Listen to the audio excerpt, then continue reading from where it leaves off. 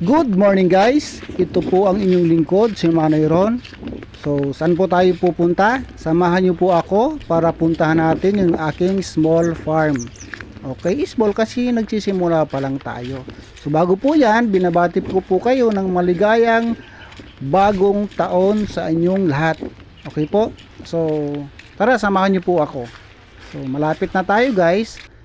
So small, sabi nga, start small but think wild.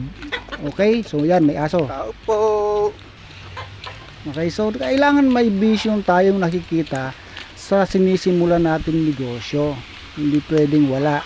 Kailangan pa nagsimula ka, kailangan nakikita mo na kung saan, hanggang saan kalayo ang pwedeng marating ng ginagawa mo, di ba? Yan. So ano kang pinaggagawa nito kagabi? Kasi po kagabi ay Noche Buena. Wow, na-miss nyo ako ha. Happy enjoy, Happy New Year sa inyong dalawa. Okay, tingnan naman natin si Tinawag mo na. panganay kung ano ginagawa. Ay wow, nako, nakahiga talaga. Busog na busog. Parang nakadami kayata ng Noche Buena kagabi, panganay ha. Hello. Nako, diet din. Pag may time, panganay, delikado yan. Okay. Ito naman guys, papakita ko naman sa inyo yung palayan. Okay, sa amin pa po ang lupa na ito. Okay, sa family namin. Yan. So, dito po ako magpapatayo ng mga bagong kulungan na gagawing or lagayan ng fattener at breeder. So, kaya kailangan ng mag-ipon ni Manoy Ron, kaya todo higpit sinturo na tayo ngayon. Todo tipid na. Bakit? Kasi may pinaglalaanan po tayo. Yan. So kailangan may mangyari. 2024 na, di ba? So hindi pwedeng wala. Dapat talaga mayroon.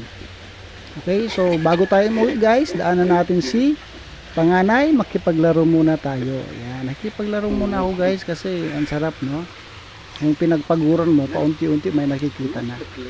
So ito po, si panganay ay F1. So ang ito crossbreed ko po dito, pure durok. Bakit durok? Kasi maganda pong gawing fattener. Okay, hindi pwedeng ang nanay ay durok. Kasi ang durok na nanay, unang-una, kaunti mag-anak. Pangalawa, matapang sa inahin, hindi marunong mag-alaga ng biik. So dapat po ang bur ay durok. Itong dalawa naman po ay pure Large White. So i-crossbreed natin siya sa Landrace para mag-produce ng F1. So di bali po dalawang lahi, Landrace at Large White. F1 ang tawag doon. So magandang gawing inahin po yon. Kasi maganda mag-anak, marami magatas at magaling mag-alaga ng kanilang anak. Okay? So yun lang po.